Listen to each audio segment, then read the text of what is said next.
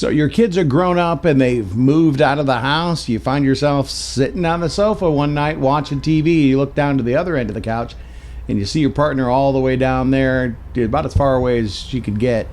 Probably because you had something with beans for lunch. Just me? Anyway, and you wonder to yourself, is this it? Is this the rest of forever? And you're like, well, we got to do something about that. Well, welcome to the Old Married Couple Trying New Things podcast. My name's Michael Smith. With me, as always, my partner in crime and love of my life, Stacy. Hey. And we are the Old Married Couple, although Stacy insists that I put in the caveat that we are not old. No, I said I'm not old. Okay, I am. Read it however you want. I'm not old. Anyway, and but we're not old. We have been married though, pushing 3 decades. Yep, almost 30 years, 28 years, 28 but we're years. coming up on 29. Right. So, and our kids are grown up and they moved out of the house, so we're out trying to, not get the spark back, because I think the spark's always been there, but keep it fresh and not be boring, right? That's really what it's about. So we're doing all kinds of new stuff, and that's what we're talking about on the show. Just travel and hobbies and all of that sort of stuff. Cooking some new things. Right. Wearing some new hats. Yeah, that's quite the hat. Yeah, we're going to talk about the hat for just a minute. I absolutely look like I'm somebody's TD ready for church. If you don't know what TD is an endearing term for your aunt. It's pretty specific to New Orleans. Yeah, it is. I'd never heard it before being down here. No, but I love it. I absolutely love it. I think it's a cute little name. So Chloe and Madeline and Zach and Bristol, if you guys want to start calling me Crazy TD Stacy instead of just Crazy Aunt Stacy. Or just Crazy Stacy, or just the random crazy lady. Hey, crazy lady. That'd be okay. So I'm wearing this bright fuchsia hat, and there's a reason for it. I specifically, first of all, I want to wear all my hats, but I also wanted to point out TD, because we're going to bring that back around in our conversation today. We'll be talking about TD. Okay. Yeah, it'll be fun. Very interesting stuff. So what all are we talking about today? Well, we're going to do some shout-outs real quick. Okay. So I want to say, hey, to Brooke Myers. Brooke, girl, thank you so much for all you do and all the listening. And our friend Angel, I want to say hello and thank you for sharing and listening and just supporting. Right. Angel, you say a lot of cool stuff. I mean, just in terms of being supportive of what we're doing, and we appreciate that. She's so sweet. And I have to shout out our baby. He's Liam Thomas. Right, let's not sing the song. He's 23 years old. He's not a baby anymore. He looks like a Viking.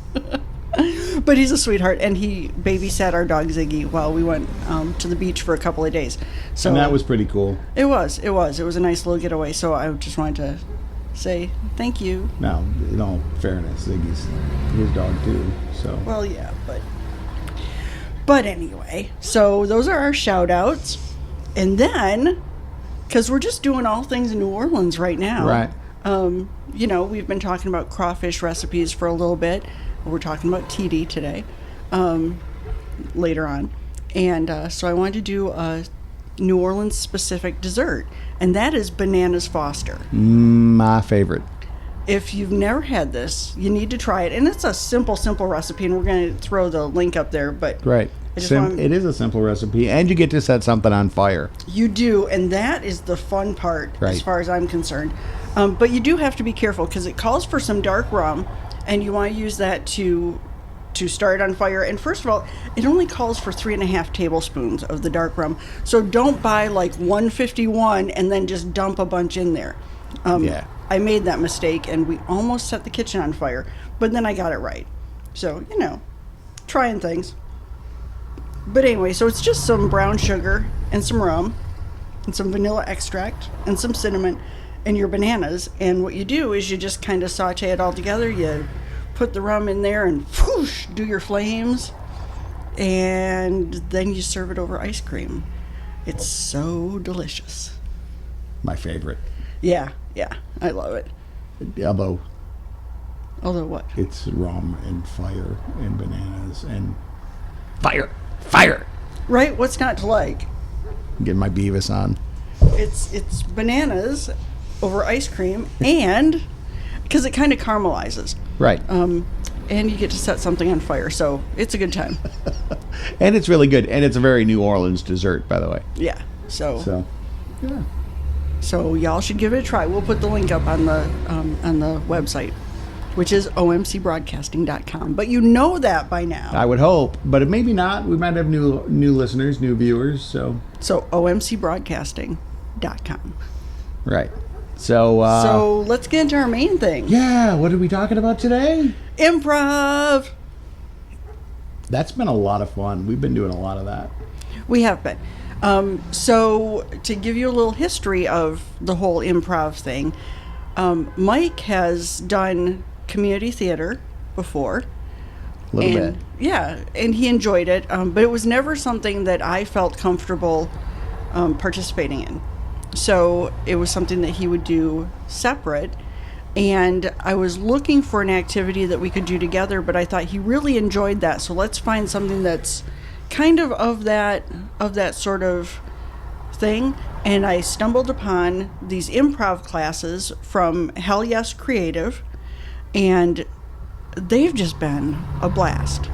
It really has been enjoyable. It's been a lot of fun to go do, and I mean, and for really any experience level. I mean, I came in with that plus all of the radio experience from back in the day of doing that, and it really, especially when you're doing a radio morning show, all it is improv, so right so I kind of had a little bit of experience going in, and and it's true, only a little bit, because it while it translates, it doesn't translate exactly the same as doing improv on a stage setup, right and I had no experience. I mean, I just went in absolutely cold, no experience, and they were so welcoming. And and you're just a natural. Well, thank you. I don't even know what to say about that, but no, thank you. And I think part of that is we really, I mean, if you stop and think about just how we played and kind of bantered back and forth with the kids as we were raising them, just sitting around in the living room, that's what we were doing. True, and our oldest son is an actor, so right. So some of that rubbed off, but yeah. So you go into these classes, and it's grown so much that they offer classes 4 nights a week now. Or 4 days a week, so to fit your schedule, so you can go Saturday, Sunday, Tuesday or Thursday. Right. You do the little, you go into the class, and you never know how many people are going to be there. We've had, I think, the lowest number was 6 maybe. And yeah, that's probably about right. Yeah. Smaller classes, but that was almost a year ago now. I mean, now we go into class, and there are a lot of people. Yeah, that big class was like 11 of us. Right. But it's just a lot of fun. You do, you hop up there and you do just made up skits with people just on the fly. And the things that you learn, I think, is kind of the fun part to it. I feel like you learn. What do you mean? Well, like yes and. Oh, right. I mean, which is basically the fundamental of improv. Like, you don't want to have conflict there. You're just agreeing with when you're doing improv, right? You're agreeing with the other person, and then you want to contribute something else to the scene. So, I mean, great example of that. You both walk onto stage cold, and just say something, like, to start. I have a beautiful hat. You do have a beautiful hat. It's amazing. And I'm really surprised at how it stays on your head, since your head is so square. It does stay on my head even though it's square, because I screwed it on. Oh, really? That explains the blood that's running down the side of your face. I mean, you kind of see where that goes, right? And now all of a sudden you're starting to paint a picture, and now we're starting to wonder whether or not Stacy needs medical attention on top of psychiatric help because of the hat. Yes, there's blood dripping down the side of my face because it's nearing Halloween, and I like to get a jump start on things. But you can kind of see how that goes, and And if, you know, she walked on and said something about her hat, and I've said, well, you know, really, I hate that hat. It's kind of ugly. It's hard to go anywhere with that in a funny and creative way. Right. So, but yeah, I mean, yes, and that's pretty critical in improv. But you can also use that in your everyday interactions with people, especially if you're coming up on a conversation that could get heated, like in this environment. If you're talking anything political with somebody, start with yes and. They say something and you yes and then you can turn it around to your butt after that. Not your literal butt. But you could do that too if you really wanted to. Be like, yes, I hear what you're saying, and also you should smell my ass crack. Oh, I wasn't going there. Oh, okay. I thought maybe that's just me. That's how my political conversations with people go. Wow. All right. So also, some of the great things about improv are, we've made some friends. So, and I always feel like, I need some friends. So that's been nice. But there's an emerging comedy scene here in New Orleans. And so... And a really good one, too. Yes. I mean, a lot of great stand-up comics are going to be coming out of New Orleans pretty soon. Yes. Actually, some of them already have, like, HBO specials that are... Right. That are taping. So, it kind of, the improv kind of feeds these stand-up comedians, and there's now a sketch comedy show that's live at the Comedy House NOLA, and that's on Thursday nights, right, which is really exciting. There's open mic comedy on Wednesday nights, which is a lot of fun, and that's a freebie to go to. So I always like that when you can just go to a freebie. That is fun. Definitely. Yeah.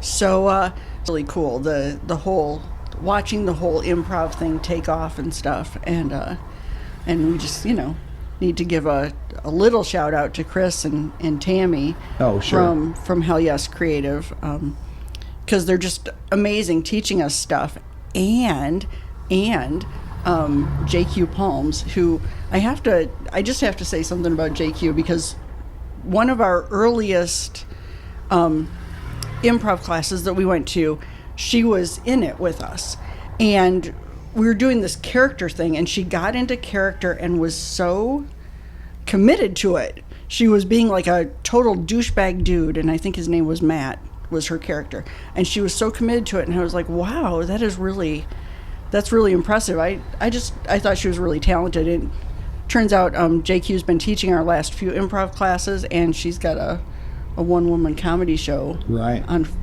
tomorrow night, so I think we're gonna go to that. So yeah, that'll be good. Yeah, JQ, you're awesome. We appreciate you, everything you do. Yeah, lots of great comedians coming out of there. I wanted to bring it back around to my TD thing here. Speaking of good comedians, this is great. So Smiley the Comedian, she is hilarious, and you can find her on Instagram. But she also does shows at the Comedy House NOLA. But she does this character who is TD Trell. So if you don't know who TD Trell is, it's based off of our mayor, LaToya Cantrell, who ran for re-election. Her supporters were calling her TD. They, right. It's like our TD. It's like she's everybody's aunt, right? Yeah. Turns out now she's facing a recall. Potentially, there's a petition going around. But anyway, it's a big one. And yeah, I don't want to get into the politics of it, but she's Smiley kind of a polarizing person. Yeah, but Smiley is hilarious. So and that impersonation she does of LaToya Cantrell is spot on. It's just so good. Yeah, she'll post some reels on Instagram of her TD Trell, and it is funny. So funny. Yeah. So I love that, and it's just been a phenomenal experience, I think. Yeah, definitely. I really love a really good. Yeah. thing. I mean, I thoroughly recommend doing it. It's definitely will take you outside of your comfort zone, especially if you're not used to speaking in front of other people. But it's I'm like nodding so vigorously that my hat's hats falling. flying all over the place. But no, it's totally worth it. And I'm a firm believer of getting outside of your comfort zone anyway, and doing things that are challenging yourself to do something different, and just seeing what happens. Yeah, yeah, absolutely. And also, something like this that's an ongoing thing.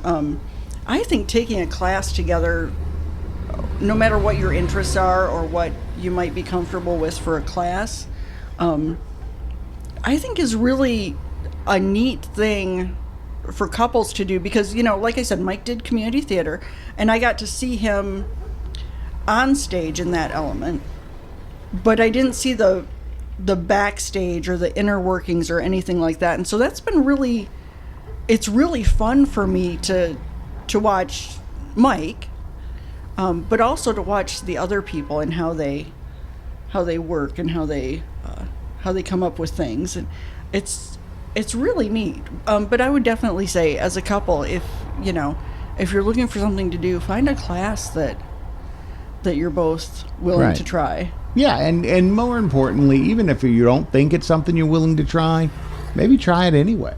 Yeah. I mean, sometimes it's really easy to get entrenched in, okay, this is what I like, and that's what Stacy likes, and we're just going to do our own thing because it's easier than trying to compromise. Well, you've got to a little bit. And then you find out you've got some common interests. You always did. That's why you're together to begin with. Yeah, that's true, because we had kind of polarized around our TV choices, where you were like, I like my sci-fi stuff, and I'm like, I like murders. Right. We're still polarized around our TV choices, and the compromise is I watch what Stacy likes. That's what happens at home when we watch TV. So I like to go out and do other stuff so that we're not watching TV, and then it's not a sore spot for me. Because you don't like murders. I don't like anything you like to watch on TV. Not even a little bit.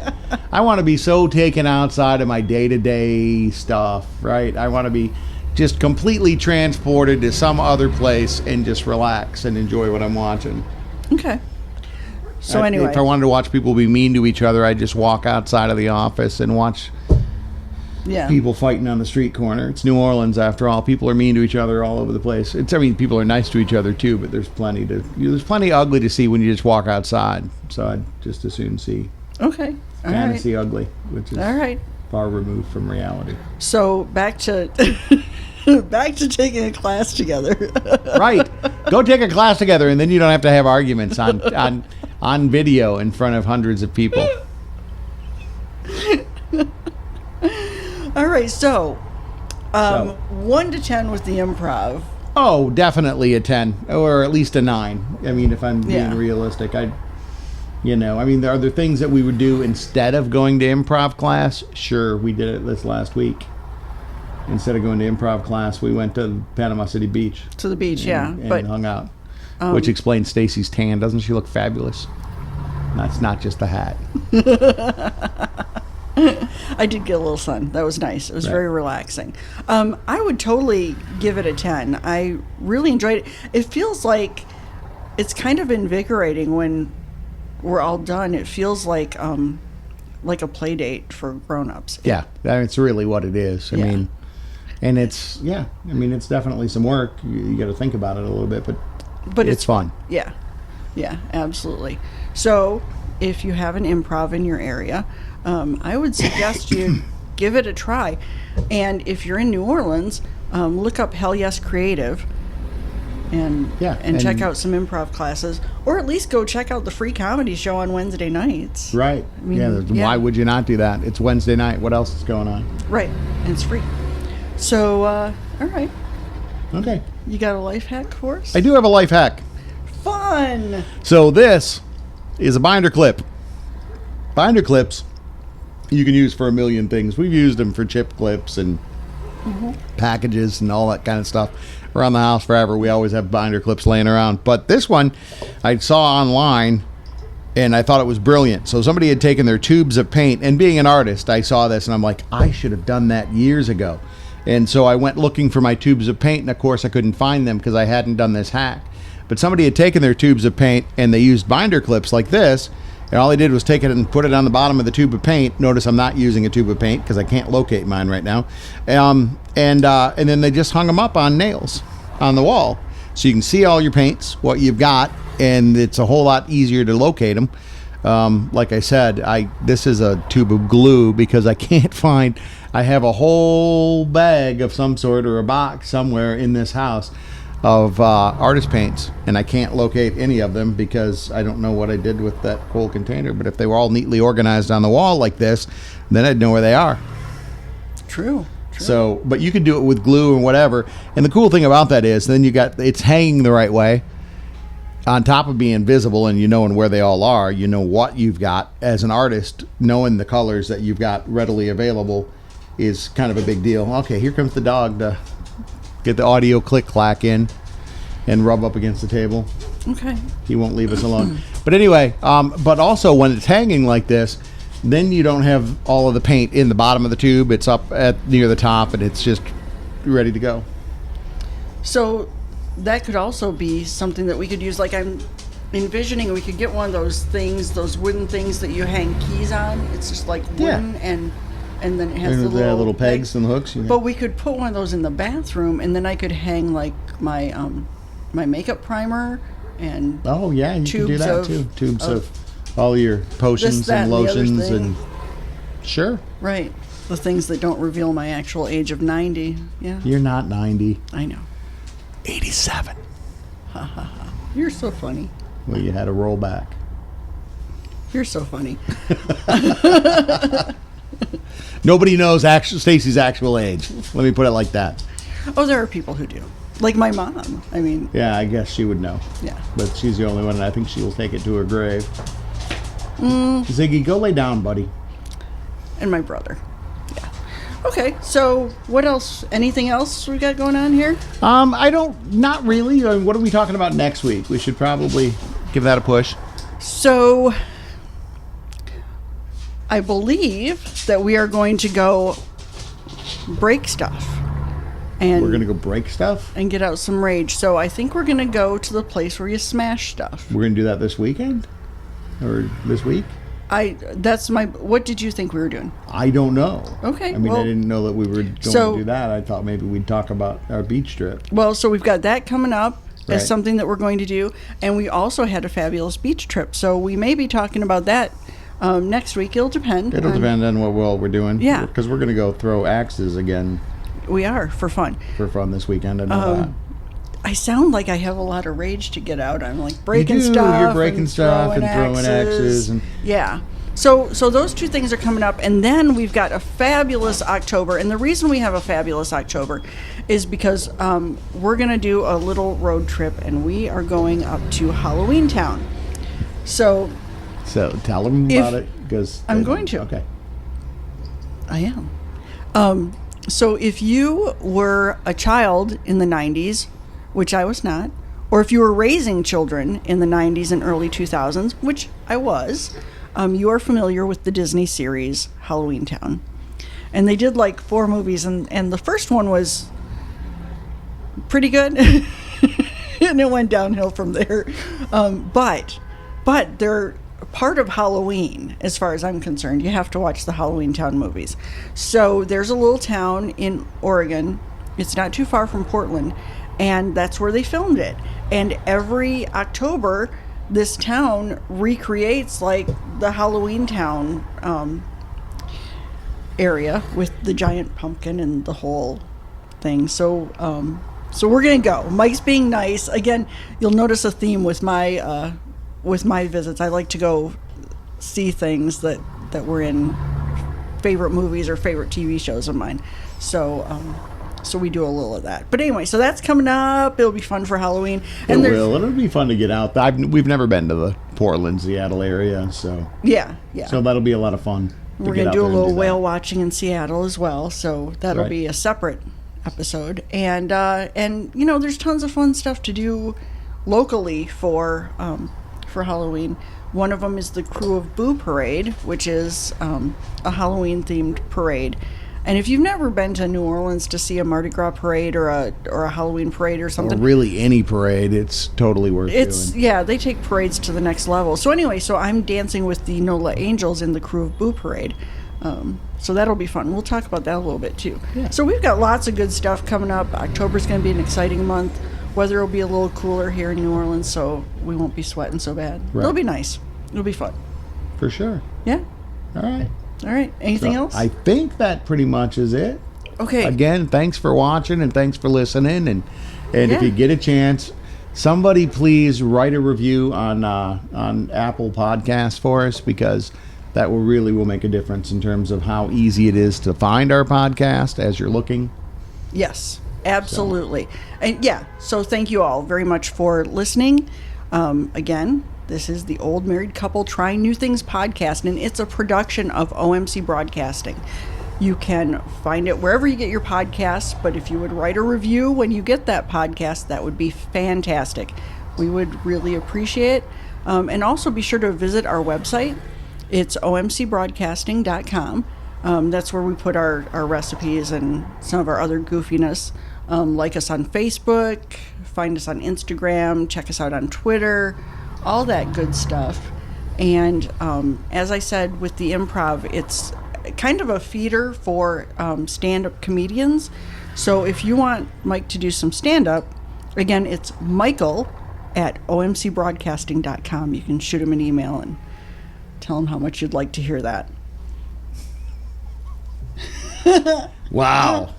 Breaking out all the peer pressure. I am. I don't know that it's going to happen, but we'll see. We'll see. All right. Anyway, we'll talk to you next week. Thanks. Bye, y'all.